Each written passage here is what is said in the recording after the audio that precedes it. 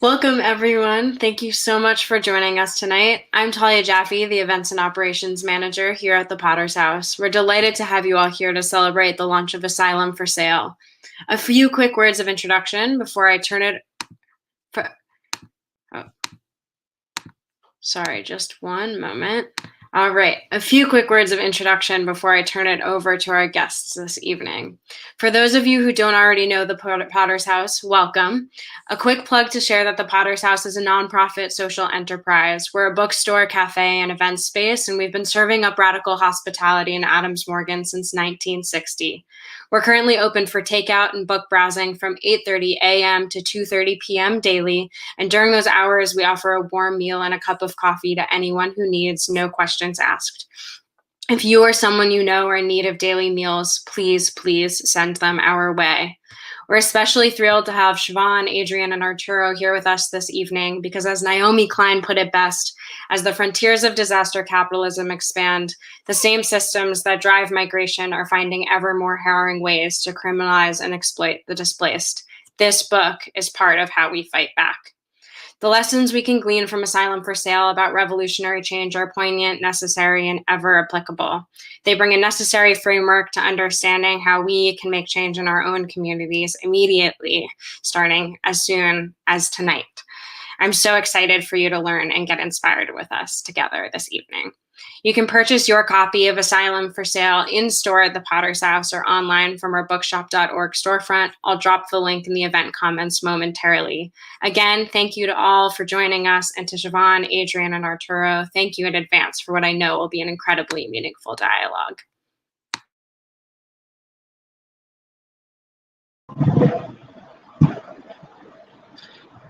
Thank you for that, Talia. And thanks again for this event of the U.S. launch of the book Asylum for Sale. We want to thank Potter's House, PM Press, and my organization, CHIRLA, the Coalition for Humane Immigrant Rights, for hosting the event, and PM Press for publishing this important and timely book. My name is Arturo Vizcarra. I am a Salvadoran American, I would say. I say Salvadoran gringo, who left El Salvador as a kid and grew up in the U.S. I have been an asylum attorney for the last 13 years. And now I'm currently with CHIRLA, based in Tapachula, Chiapas, which is right on the border with Guatemala. And I really wish I had been able to have been reading this book earlier, because just in preparation of this event and reading some of the chapters and in the conversations with the editors and others, it's really just it's definitely has changed my schema in just a short time, and I hope that will also happen for you all that are tuning in now. We're going to have a conversation with the two co-editors of the book, and they're also authors for this book, Dr. Adrian Pine and Dr. Siobhan McGurk. In the second half, we're going to have a question and answer session with the authors and co-editors, but please feel free to type your comments and questions at any point, whether the YouTube feed or the Facebook feed. Dr. Adrian Pine is an associate professor of anthropology and the director of the Health and Inequity and Care Program at American University. A militant medical anthropologist, her work has focused primarily on neoliberal fascism, empire, and somatic solidarity in Honduras and the United States. Siobhan McGurk is a postdoctoral researcher at Goldsmiths University of London. She completed her PhD in anthropology at American University in Washington, D.C., where she lived between 2011 and 2018. Siobhan is a journalist, filmmaker, and curator, and she's also an editor of Red Pepper magazine. Now, the co-editors are going to introduce everyone to the book by reading a few excerpts. Please take it away, Dr. McGurk.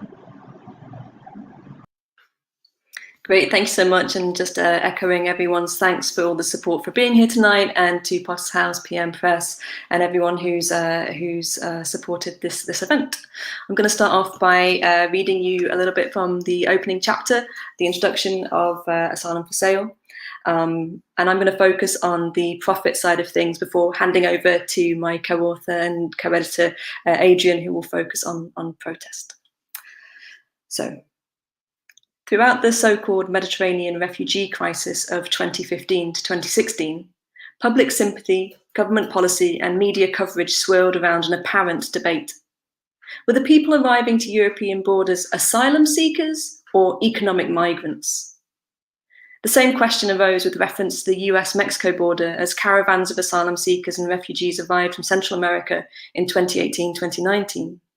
And it has been a recurrent refrain in Australian parliamentary discussions regarding offshore immigrant detention and globally in migration debates for decades. The more this dichotomy is evoked, the more successfully the economic realities of asylum are obscured. Yet under the neoliberal status quo that defines the current era, the ability to seek asylum can no longer be seen as a universal human right. It is a product up for sale, and in true capitalist form, an entire industry has developed around it. Today's drivers of global capitalism are also among the most potent push factors compelling people to migrate. Wars for geopolitical and economic influence, catastrophic climate change caused by fossil fuel industries, financial collapse provoked by free trade deal and global recessions. The resultant forced migration takes place in the context of disaster capitalism, with human-made crises and catastrophes used to justify the adoption or imposition of neoliberal economic policies that further consolidate wealth and power in elite hands, leading to yet more suffering. It is a profitable cycle. The constant flow of migration that such violence produces does not constitute a spectacular event, despite dominant narratives suggesting otherwise.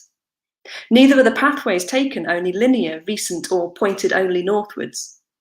Many people caught in the gaze of the latest migrant crisis have been displaced and moving, some constantly, some intermittently, for years, even decades or generations.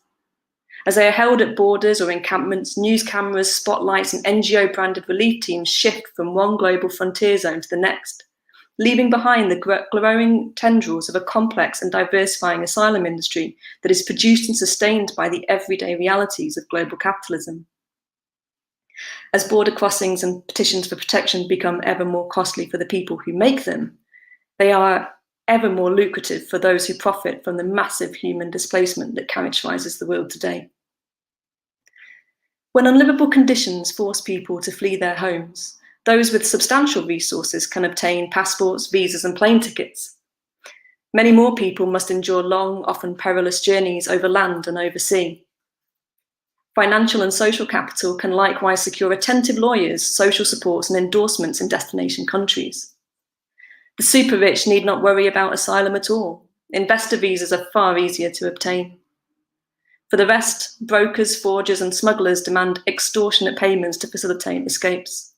Contractors and security firms, meanwhile, receive billion-dollar contracts to stop them in their tracks, erecting walls, fences, and watchtowers, or running patrol routes to prevent potential asylum seekers entering territories and making claims. Those who do make it are often placed into detention centres, jails, encampments, or crumbling housing complexes run by multinational corporations with investment from the biggest global banks. Agencies compete for government service contracts, often while placing asylum seekers into new regimes of monitored vulnerability. Private doctors produce examination certificates to bolster claims with bodily proof of persecution. Experts and think tank staff create testimonies and reports that further shape case outcomes by establishing archetypes of genuine claimants. Specialised NGOs similarly advocate for select categories of deserving persecuted people, constructions that are informed by class, racial, religious, and other prejudices. Private lawyers charge exorbitant fees, while powerful law firms that profit from disaster capitalism use pro bono asylum work to sanitize their reputations. Businesses profiting from immigrant detention likewise make tax-deductible donations to asylum charities adding humanitarian sheen to their philanthropic portfolios. The same corporations building warplanes that cause human displacement are running expensive deportation flights. Governments cite austerity measures as they defund or privatize legal and social aid, measures framed in the language of efficiency and cost saving for the taxpayer, further pitting citizens against migrants. Creeping xenophobia paradoxically justifies huge spending on border enforcement and the expansion of immigrant detention estates. The vulnerable itinerant workforce that these migration regimes create, meanwhile, fuels neoliberal capitalist expansion, leading to the creation of new, hyper-precarious categories of migrant. As Nicholas de Geneva argues, the production of migrant illegality, and I quote, is crucial for the creation and maintenance of a reliable, eminently mobile, flexible, and ultimately disposable source of labour power. I'll end there and pass over to my co-editor, Adrian Pine, to talk about how protest also operates within and around this industry. Fantastic, thank you. Also from the introduction, the first purpose of this volume is to identify and explain how current practices of asylum align with the neoliberal moment more broadly. The second is to examine how radical-minded, predominantly grassroots activists worldwide are fighting for reform and attempting to fill gaps in service provision, even under such constraints. In bringing together international scholars, journalists, activists, artists, and people directly impacted by the asylum industry, we aim to inform strategy debates and identify pathways to transnational collaborations that recognize how forced transnational migration operates in the context of neoliberal capitalism with increasingly fascist hues. This is not a theoretical discussion. Although our analyses are rooted in and build upon existing scholarship, we are equally focused on presenting and debating visions for radically alternative systems and processes, and committed to reflecting on the real work already underway to create them. In highlighting protests as well as profit, we strike a balance of critical analysis and proposed solutions for resisting and reshaping current and emerging immigration norms. It has been a long road to completing this volume. When we first began work on it, Barack Obama sat in the White House overseeing an immigration policy that earned him the nickname Deporter-in-Chief. The Mediterranean quote-unquote refugee crisis was dominating headlines and providing distressing visual resources for countless NGO fundraising campaigns. Austerity Britain was a member of a seemingly robust European Union, working multilaterally to fortify borders and manage asylum claimants. Protests in or responding to Australia's offshore detention camps were ubiquitous, catalyzing national debates and political fractures within as well as between parties. Back then, in 2015, neoliberal mindsets and market-driven restructuring were already shaping experiences of seeking asylum. By 2020, they came to define them.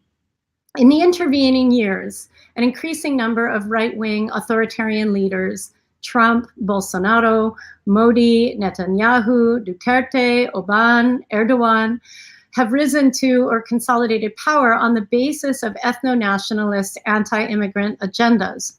These ideological positions have dovetailed neatly with a shared opposition to human rights and corresponding efforts to diminish the power and status of the United Nations, eroding further the already unstable international norm of asylum.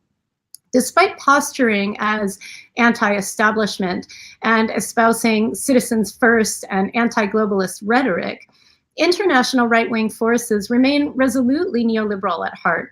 New trade deals, new wars, new allies and alignments, new extremes of climate catastrophe, these too are transforming access to and even the concept of asylum. They will continue to do so in ways we cannot fully anticipate.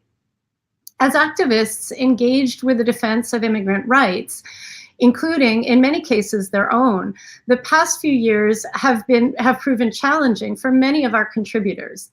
We have been working in the midst of the expanding and evolving asylum industry, not simply viewing it from the outside.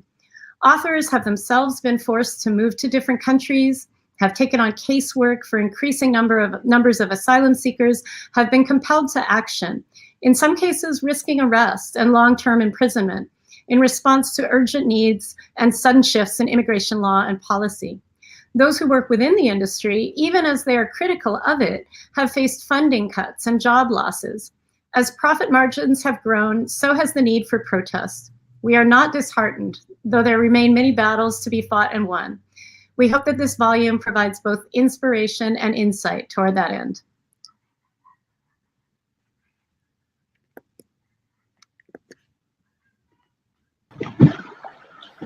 Thank you very much for these excerpts and introduction to the book and its really important concepts, Adrian and Siobhan.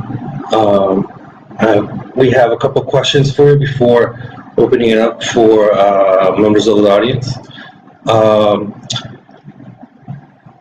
Yeah, it's a lot. But I want to start off with, you know, this book, it contains a bunch of different styles, various article styles, graphic novel, investigative journalism, photo essays, paintings, first-person asylum seeker testimony, even Twitter excerpts. And that's on top of, you know, more traditional academic pieces.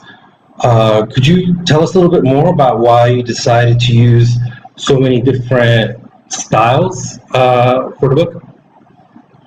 Yeah, absolutely. I think from the very outset, Adrian and I, we're typically work in the neoliberal academy, and we're very conscious of the way that there's this publish or perish idea around you need to publish in academic presses, you need to have these kind of reputable publications, and we weren't really interested in writing this book for a purely academic audience, or even a mostly academic audience, because that's not where our interests lie, and that's not where I think work can be powerful and important. And I think there's a huge issue with academia, with academics talking to each other in writing for each other and using registers that are only really elitist, and it excludes many people from conversations that they are part of. So we wanted to include a huge range of people who have sought asylum or who are working in and against what we're calling the asylum industry, but also to make the book appealing and accessible to all different people around the world. Hopefully we'll continue translating as well. We've translated some of the book already into Spanish, and we're hoping to get more opportunities to continue that work. But also I think it's useful to think about how activists have been already using all these different registers. So we wanted to include Twitter, for example, because Twitter has been an incredible, powerful tool to highlight atrocities, but to push back against different narratives, to give the public voice against power a bigger platform. But also recognizing that you can tell stories in different ways. We're really pleased to include a graphic novella. Paloma contributed images. She's an academic, but also uses art in her work to, again, kind of talk about a different type of experience, not the cold academic text experience, or even just the journalistic text, but the insider narrative. So images that really speak to the trauma or the psychic experience of seeking asylum. I'm gonna, this is very low tech, but just hold up to give some examples of what I'm talking about. So this is from the guard's story, and I think it's a different way of communicating stories that are difficult to tell and analyses that are maybe not clear cut. So it can give a very layered feel to the book.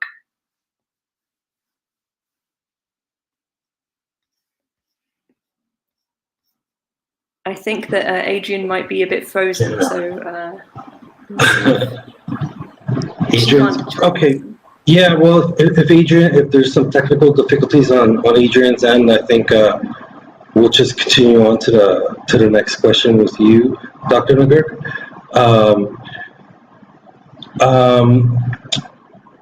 You already touched on this a bit, but I think that if you could expand a little bit more, would be really helpful.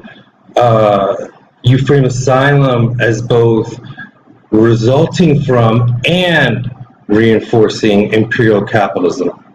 Can you talk about some of the evidence that the volume's authors provide to back up this argument? Yeah, absolutely. I think in the introduction we tried to kind of set the scene with all these different cycles and tendrils, but the contributing authors go into a lot more detail, and so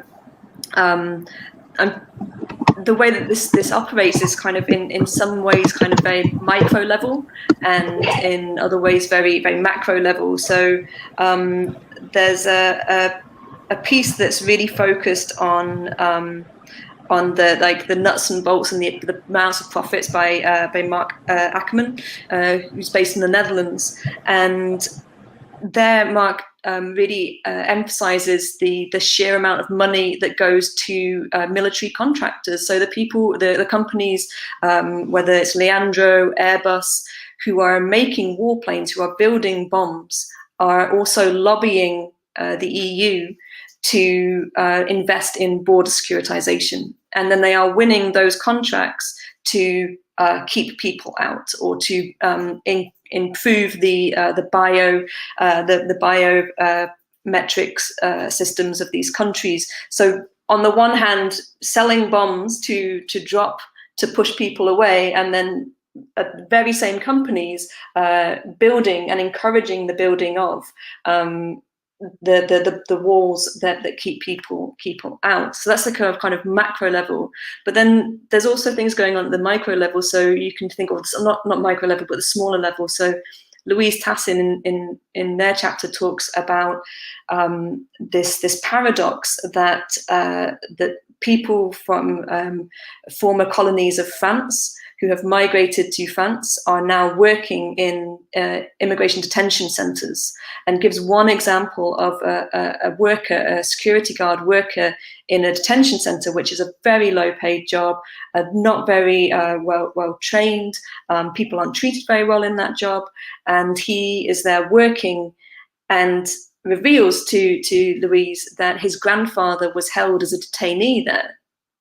And so you have these the ghosts of imperialism coming back to haunt people in these very small ways, as well as these kind of the checkbook of $1 billion border fence deals. I'm sure Adrian can talk to other examples as well.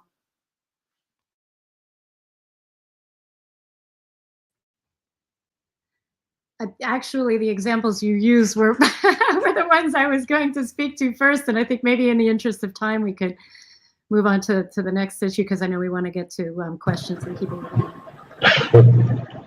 Okay, great.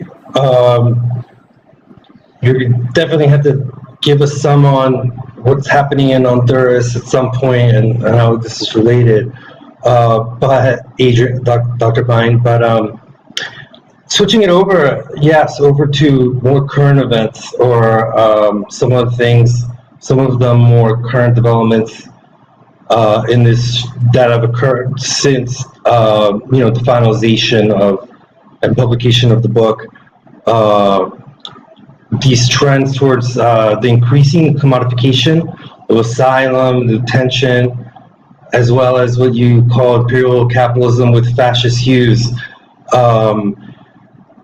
2 weeks ago, it was announced that the Mexican Secretary of State, proudly, boastfully announced that that Mexico was going to be obtaining 2.5 million COVID vaccines, because they have this shortage that's ongoing. It's been pretty much a disaster unrolling.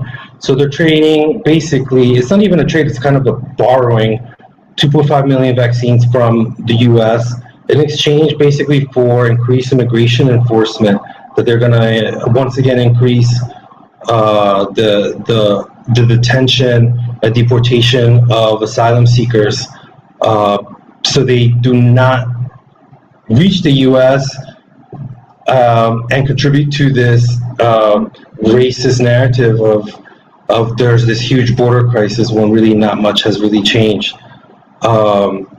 So there's not just this kind of,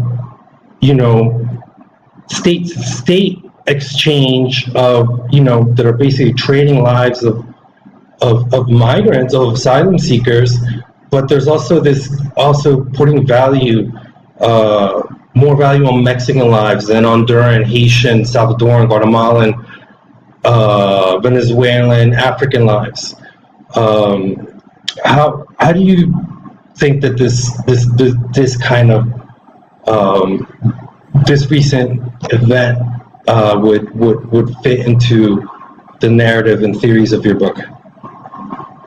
It's such an important question, and I'm glad that you bring it in because you're living it firsthand and seeing the impacts of it. And one of the things that we've really tried to emphasize in this book is, particularly for U.S. readers, who I think we tend to be mired in this sort of notion that there's like Republicans and Democrats and they're different, when in fact what we see here is a sort of externalization of borders that's being carried out by the Biden presidency, by the Biden regime, and this sort of bargaining of against the lives of Central Americans and all of the other migrants that come through Mexico, sort of the further militarization of Mexico in return for a certain kind of aid. So just as Trump held back aid to Mexico in return for forcing Mexico to also externalize its borders and maintain those concentration camps at the border and enforce really violent security measures against migrants throughout the country, which of course they've also done in Guatemala and Honduras and El Salvador. And there's the irony of the safe third countries thing, which is now being repealed, but other measures are being put there in their places. So I think looking at the overall political economy of how immigration security is being enforced, on the impact that that's having on people's lives and bodies, and the sort of differential value of humanity based on nationality and citizenship that's created through that, and understanding that that is not a Democrat or Republican issue. That is an issue fundamentally of profit and capitalism, of how we make, how money is flowing, in this case, money and vaccines, right? How benefits are flowing to the Mexican state in return for Mexico becoming complicit in tremendous violence against migrants. Siobhan, I'm not sure if you wanted to add anything to that. Yeah, I think just to add that, I think governments are looking at each other and they're drawing inspiration from what each other are doing. And so, and something that some of the book contributors focusing on Australia highlight the way that Australia used foreign aid to incentivize the offshore detention of asylum seekers. So basically, we're going to build detention centres on your island. So Papua New Guinea, Nauru, we'll give you money. We'll literally we'll just give you more foreign aid if you let us do that. And so that other governments are looking at that and saying, well, that seems like a great idea. We can do that as well, right? And similarly, the EU, not as explicitly, but very similarly, investing in what are called kind of further externalization of the borders, or kind of anticipatory measures. So we'll give the Libyan government financial support to build walls to stop people leaving. So kind of don't get to Italy, but we'll kind of stop you thousands of miles before the border to Italy, before you enter Italian waters. And so that using of capital, I mean, as a bargaining chip for deterring, detaining, harassing people who are trying to flee to safety is something that's happening all over the world. And I don't think, as Adrian was saying, it doesn't necessarily matter which stripe of government it is, people are looking at each other and saying, okay, we'll like how that's worked out for you, so we'll borrow that idea. Is this kind of a trial run because of climate change and what's happening with expected migration due to that? I mean, I think part of the way that we understand climate change is part and parcel of this broader picture of capitalist imperialism. The climate change, environmental devastation is a result of extractive capitalism, and so are people having to flee their countries. And so, and yet, instead of addressing that, what governments and states are doing are really clamping down and reinforcing the violence that is creating climate destruction, and actually using asylum as a justification for doing that. So you got the Biden plan for Central America, which, as you know, Arturo, was a response to the unaccompanied minor crisis of 2014, which actually ended up, funneling massive amounts of funding to these huge development projects that are basically extractive capitalist projects and that have further impoverished people in the region. So you have this sort of circle of legitimation of environmental destruction that's also producing refugees and asylum seekers, and there's profit at every step of the way. Yeah, and if I could just add to that as well, I think that certainly catastrophic climate change is producing more and more displacement, and I'm not entirely convinced this is a conscious decision by leaders who are not acting on racism and xenophobia and naked profit making themselves. I mean, they're not saying, oh, we better act now because of climate change. But I do think that there's a paradoxical elevation of the idea of asylum at the same time, and sometimes by the same people, as it is being eroded. The principle is being eroded. So in the UK, for example, we have this idea for a very long time that there's the bogus asylum seeker and the genuine case, and this is a rhetoric that's echoed by conservatives, liberals, really across the political spectrum, and so the same people who are saying that the asylum law is really something we want to take apart, and the lawyers who are using human rights laws, we want to demonize them because we don't really want anyone to be using human rights laws to stay in the country. At the same time, they're elevating the idea of the genuine asylum seeker to be someone who is persecuted in very particular ways. I think that's interesting because that historically and up until this time excludes something like climate change, right? Because a persecution is a well-founded fear of persecution has to have agency behind it, and climate change and so-called natural disasters that emerge from that are not seen as persecution, right? That's just something that happens. And so I think that there's this elevation of this idea of asylum seekers, genuine asylum seekers who have suffered particular physical harms that a doctor can identify and that they can prove it with lots of documentation and evidence. That's the kind that we will accept, not the other kinds. And those other kinds just happen to also include people who are suffering displacement due to climate change. So I think that that's something that we're going to see come into the conversation more in the future, but certainly governments are readying themselves for it, even if they're not completely conscious of it, in my opinion.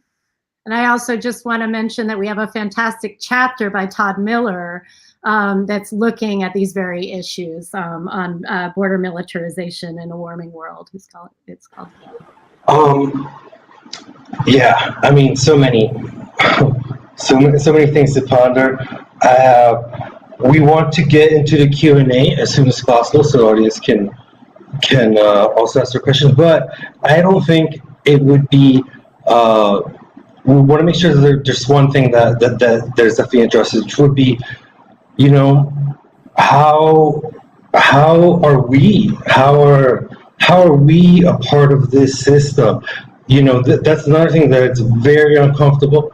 I'm not going to say everything I would like to say about some of this, because it's an uncomfortable conversation, it's a controversial conversation. But Adrian, if and myself as a human, as an immigration attorney, and then my friend was just in Honduras, and with the caravan, he was one of the things that struck him the most and made him deeply sad was that all these NGOs that showed up and the international organizations in luxury cars, and as basically while they're helping them prevent people leaving from Honduras. I'm sorry to go on, Adrian, if you could either talk a little bit or read a small excerpt about your experience as an expert witness and then we'll open it up to the audience.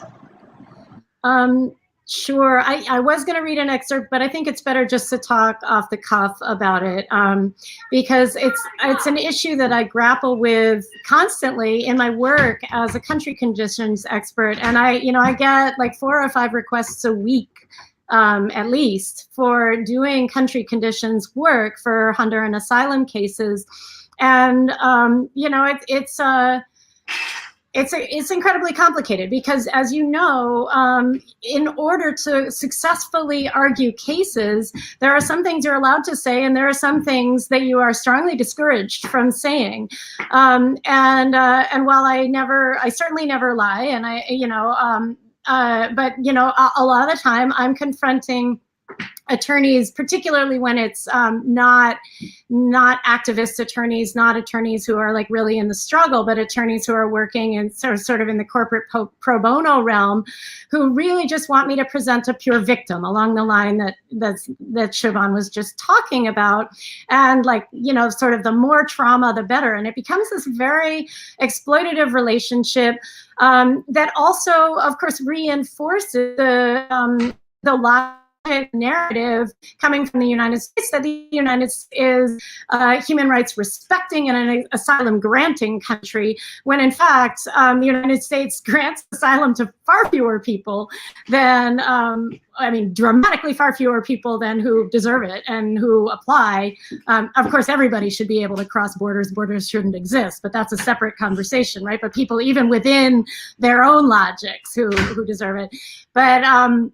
But then, when in fact, as we know, the real reason that people are fleeing the countries that I'm working with, Honduras in this case, is because of U.S. intervention. It's because of U.S. support for a military coup in 2009. It's because of ongoing U.S. military occupation of the country. It's because of the U.S.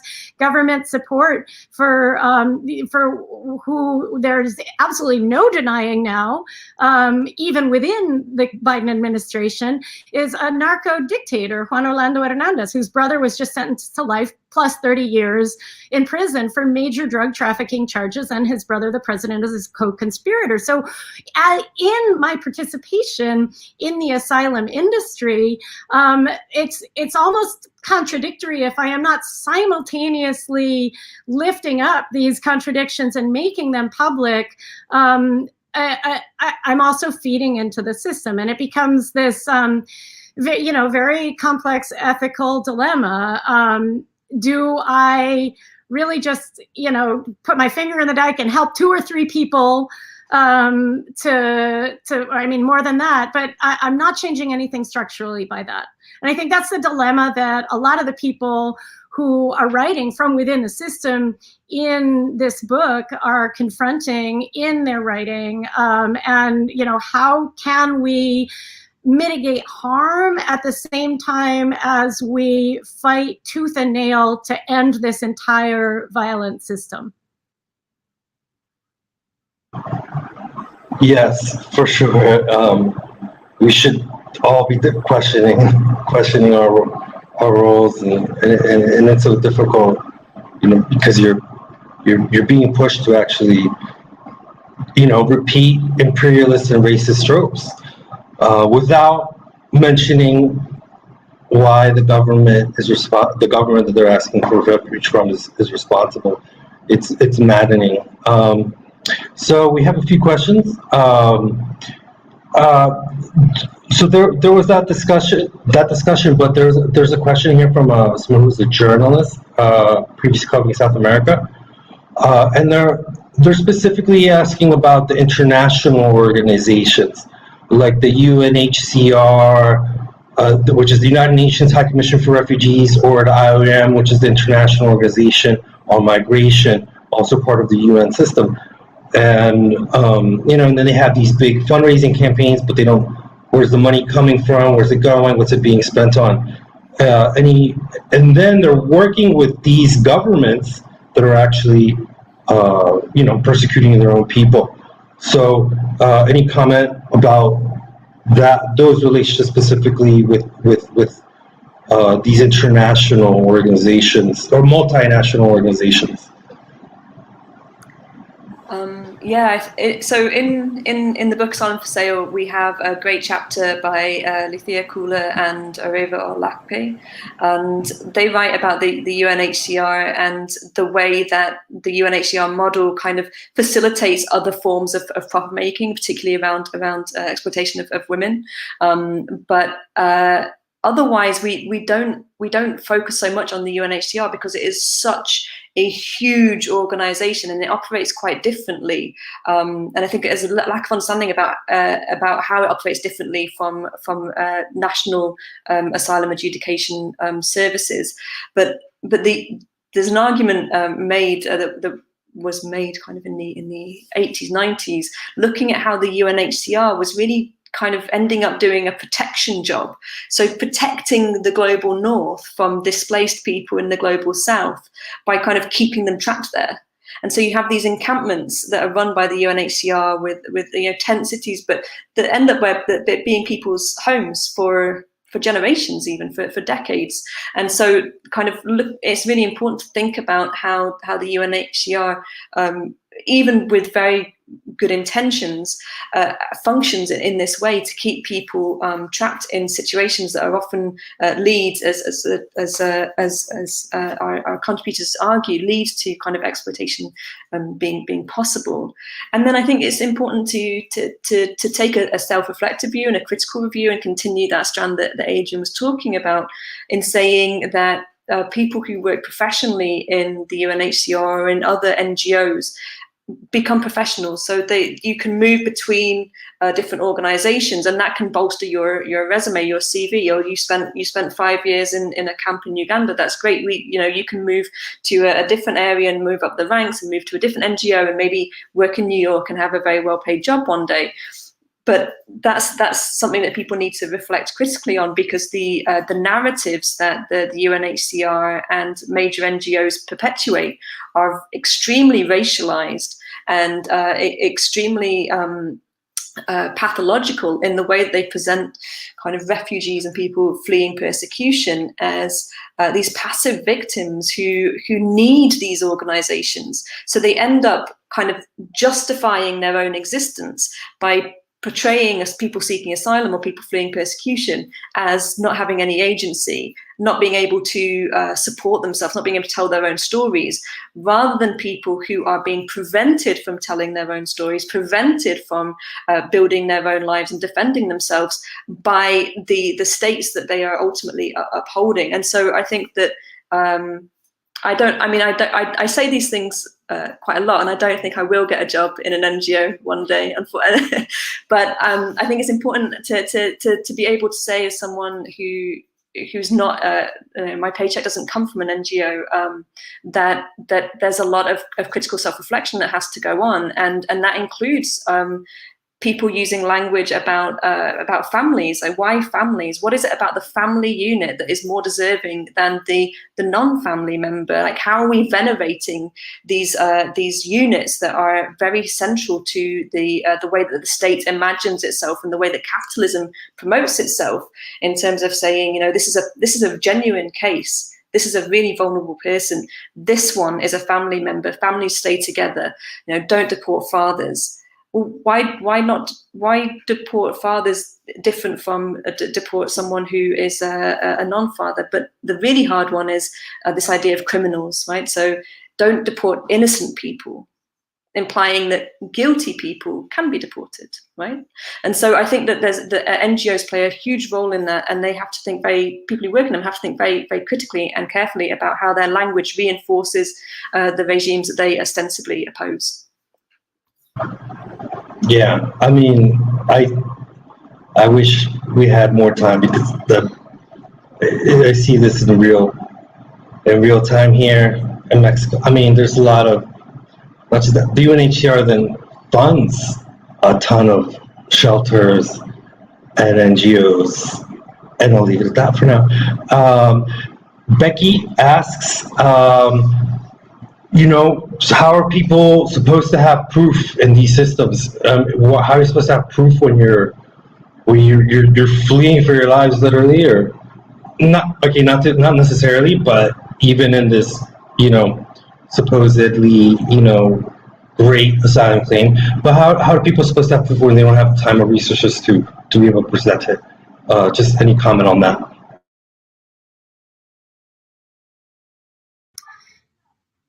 Well, I think. I'm sorry, and just wanted to say, if there's anybody, please add any other question. We still have time for a few more questions, so please put it in the chat.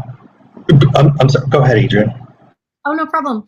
It's a great question, and Becky's absolutely right. Even if people are able to gather all of the extensive documentation that is required for a successful asylum case before they leave, they often face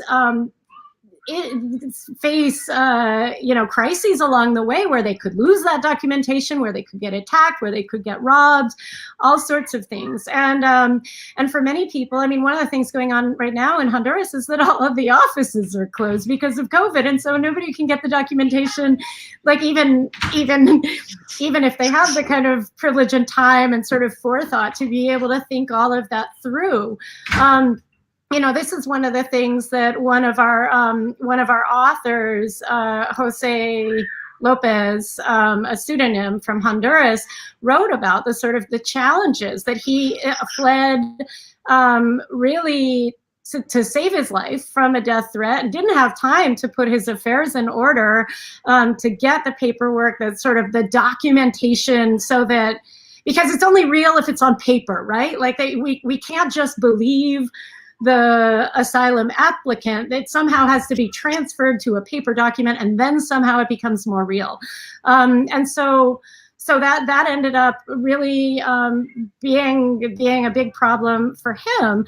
But one of the things that's I think worth note is that people with wealth, and Siobhan addressed this in the section that she read in the beginning, people who have better access to money, to social capital, to lawyers, are the ones who are going to be able to produce those documents. There's a hierarchy.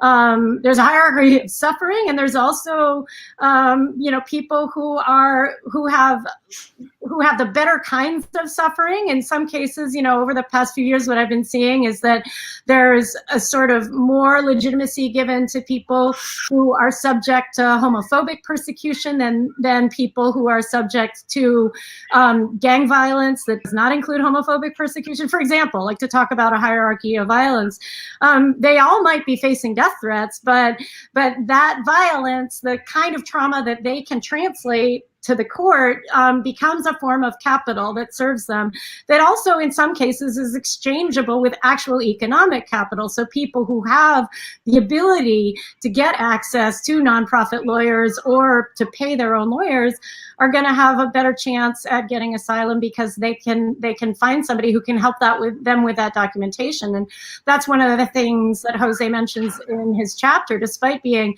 fluent in English, brilliant, having a master's degree, making the strongest pro se case that the judge said he had ever seen, it ultimately was untenable for him to remain in the sort of violent conditions that he was facing in an Atlanta immigration jail, and ended up, what do you call it? Like self-deporting, or voluntary departure to save his life from the violent conditions he was facing, because he wasn't able to access the sort of privileges, even being somebody with that sort of capital, and having to go to Spain and seek asylum there to save his life from Honduras.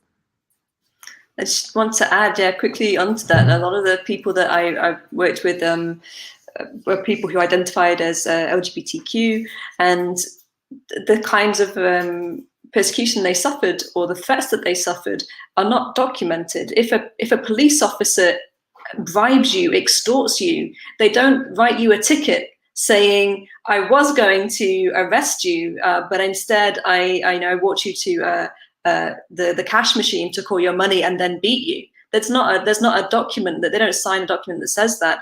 And this is one of the things that the Home Secretary in the United Kingdom, Priti Patel, has just announced this new plan for asylum, for immigration. And it has a lot about asylum systems reform in there, and under the language of efficiency and making sure that we're getting genuine claimants. There's this huge emphasis being put on providing proof and providing it immediately. So not even having time to collect documents, but you've got to arrive with the proof on paper copies, and it's dressed up in this language of efficiency, but really it's again just kind of putting another barrier in that is going to hugely disproportionately impact people who are suffering particular types of persecution, and particularly people who are from poor or low income backgrounds. And it's it's very much in keeping with what I think we've come to expect from the asylum industry. Yeah, I mean, this just reminds me also, like, the asylum seekers are presumed to be liars, and then there's here in the U.S. the judges are tasked with these strange and unscientific ways of like determining their credibility, and one of them is like, oh, they can't keep a chronological order of things. Well, because they're traumatized. I mean, how does that make even any sense? Or like, oh, you said something differently 3 months ago when you had no idea what was going on. It's just another thing that's absurd. Tristan asks about Kamala Harris. She's a new point person for the administration for the quote-unquote crisis at the border. So I think this might be the last question. Any comments on Kamala Harris, or just in general, the overhauls, the more recent overhauls that are happening in the US and the UK since the publication of the book?